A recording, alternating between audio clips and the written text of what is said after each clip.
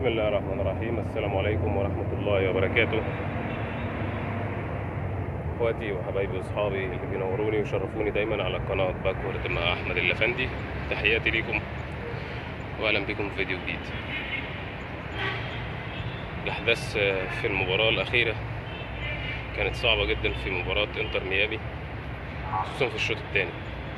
الماتش الجاي ان شاء الله الاهلي وبالميراس البرازيلي، ماتش صعب جدا محتاج تركيز من اللعيبه بشكل قوي. المشكله ان انت عندك مجموعه من اللعيبه عندهم اجهاد وعندهم شد بسيط وحاجات كتيره جدا، مع سوء الحظ بتاع امام عاشور واصابته في اول 10 دقايق من مباراه انتر ميامي. فالاهلي بيتعرض لظروف صعبه جدا ولكن عليه ان هو يتعامل معاها. فمحتاجين ان انت الاطراف يشتغلوا بشكل قوي، ومحتاجين ان انت تركز في الماتش اللي جاي. واشرف بن شرقي يا ريت يشترك، لان انت ما استفدتش بيه في الماتش اللي فات، يا ريت نتعلم. ان شاء الله الماتش اللي جاي يكون هو خلاص 24 ساعه والمباراه تتلعب، او اكتر من 24 ساعه بشويه. فباذن الله الاهلي يعمل ماتش كويس ويحقق الفوز، لانك 4 نقط انت محتاج فوز وتعادل. صحيح المهمة بقت صعبة لكن مش مستحيلة.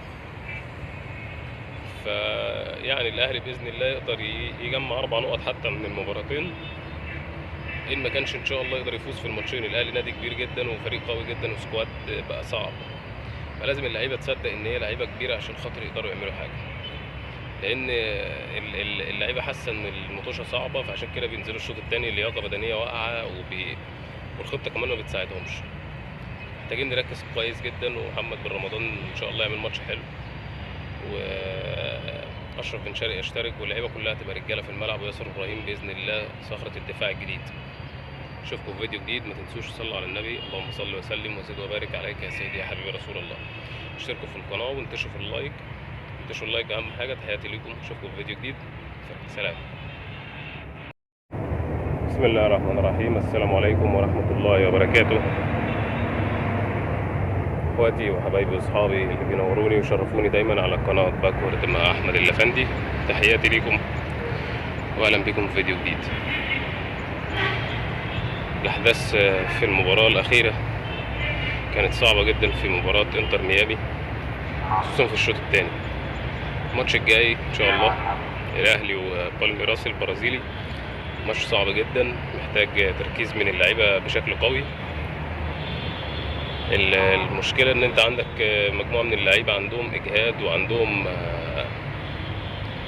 شد بسيط وحاجات كتيرة جدا، مع سوء الحظ بتاع امام عاشور واصابته في اول 10 دقايق من مباراة انتر ميامي. فالاهلي بيتعرض لظروف صعبة جدا ولكن عليه ان هو يتعامل معاها. فمحتاجين ان انت الاطراف يشتغلوا بشكل قوي، ومحتاجين ان انت تركز في الماتش اللي جاي. واشرف بن شرقي يا ريت يشترك، لان انت ما استفدتش بيه في الماتش اللي فات، يا ريت نتعلم. ان شاء الله الماتش اللي جاي يكون هو خلاص 24 ساعه والمباراه تتلعب، او اكتر من 24 ساعه بشويه.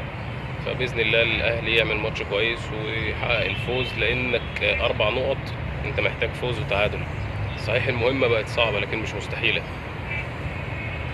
فيعني الأهلي بإذن الله يقدر يجمع 4 نقط حتى من المباراتين، إن ما كانش إن شاء الله يقدر يفوز في الماتشين. الأهلي نادي كبير جدا وفريق قوي جدا وسكواد بقى صعب، فلازم اللعيبة تصدق إن هي لعيبة كبيرة عشان خاطر يقدروا يعملوا حاجة. لأن اللعيبة حاسة إن المطوشة صعبة، فعشان كده بينزلوا الشوط الثاني اللياقة بدنية واقعة والخطة كمان ما بتساعدهمش. محتاجين نركز كويس جدا، ومحمد بن رمضان ان شاء الله يعمل ماتش حلو، واشرف بن شرقي يشترك، واللعيبه كلها تبقى رجاله في الملعب، وياسر ابراهيم باذن الله صخره الدفاع الجديد. اشوفكم في فيديو جديد. ما تنسوش تصلوا على النبي، اللهم صل وسلم وزد وبارك عليك يا سيدي يا حبيبي رسول الله. اشتركوا في القناه وانتشروا في اللايك، انتشروا اللايك اهم حاجه. تحياتي ليكم، اشوفكم في فيديو جديد. سلام.